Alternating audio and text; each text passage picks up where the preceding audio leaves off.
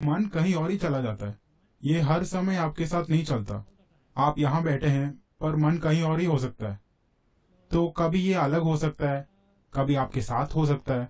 तो ये मेरा पहला सवाल है। और इसके बाद। आइए एक एक करके देखते हैं। ठीक है। अब आपका मन भी कहीं नहीं जाता है। ये यहीं है, पर किसी चीज के बारे में सोच रहा है। क्या ये कहीं जाता है? आपका मन कहीं नहीं जाता, ये यहीं है और किसी दूसरी चीज के बारे में सोच रहा है, पर फिर भी ये यहीं है ना? न तो आपका शरीर कहीं जाता है, न ही आपका मन कहीं जाता है, और न ही आप कहीं जाते हैं। वे हमेशा मिलकर एक संपूर्ण इकाई बनाते हैं।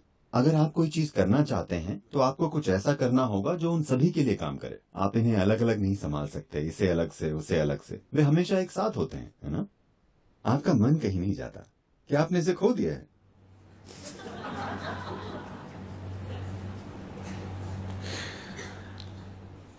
बात बस इतनी है कि आप अपने मन की कल्पनाओं से धोखा खा रहे हैं।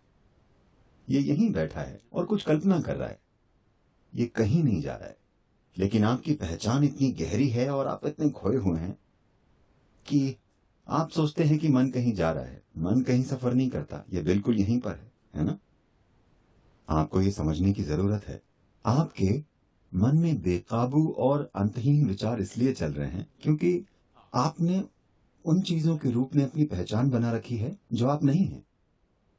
जिस पल आप खुद की पहचान किसी ऐसी चीज के रूप में बना लेते हैं जो आप नहीं हैं, तब मन बिना रुके चलने लगता है।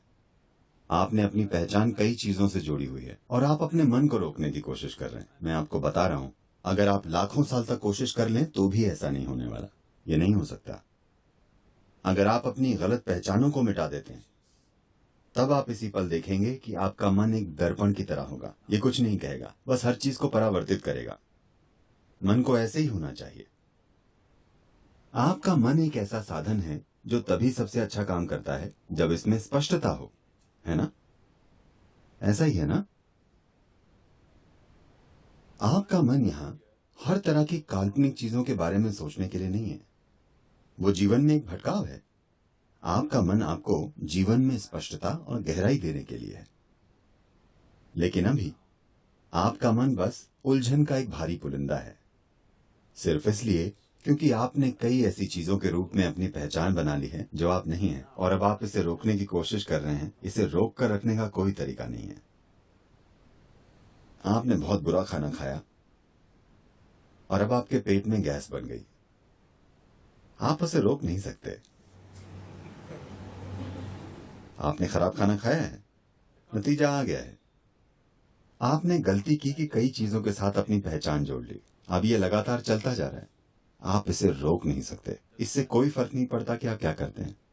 आप भगवान के बारे में सोचिए। भगवान खुद आपको कई जगहों पर ले जाएंगे। अब आप यहां बैठे हैं और ध्यान करने की कोशिश कर रहे हैं, पर आप सोच रहे हैं कि अपने बार या रेस्टोरेंट या दोस्त या सिनेमा या किसी और चीज के बारे में। अब लोगों ने आपसे कहा भगवान के बारे में सोचो, सब ठीक हो जाएगा। अगर आप राम या कृष्ण के बारे में सोचते हैं तो आप पाएंगे आप राम के साथ सिनेमा जाएंगे। मन की प्रकृति ही ऐसी है। राम खुद आपको बार में ले जाएंगे, राम खुद आपको रेस्टोरेंट ले जाएंगे।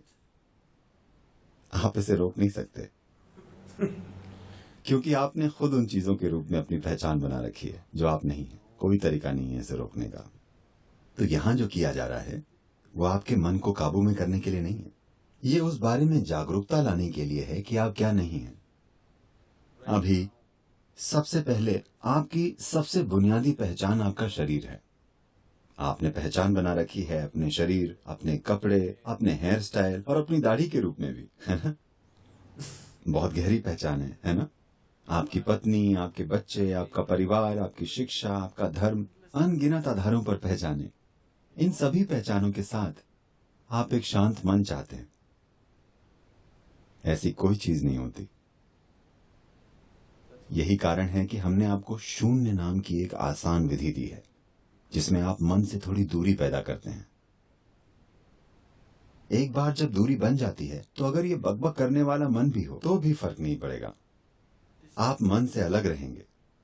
एक बार जब आप मन से अलग हो जाते हैं तो आप सारी पहचानों से भी अलग हो जाते हैं, Because it's the mind which manufactures identifications, isn't it? क्योंकि मन ही पहचान पैदा करता है ना? तो हर तरह की चीजें मत सोचिए, बस इस विधि को काम में लीजिए। तब चीजें होंगी, वो चीजें होंगी जिनकी आपने कल्पना भी नहीं की थी।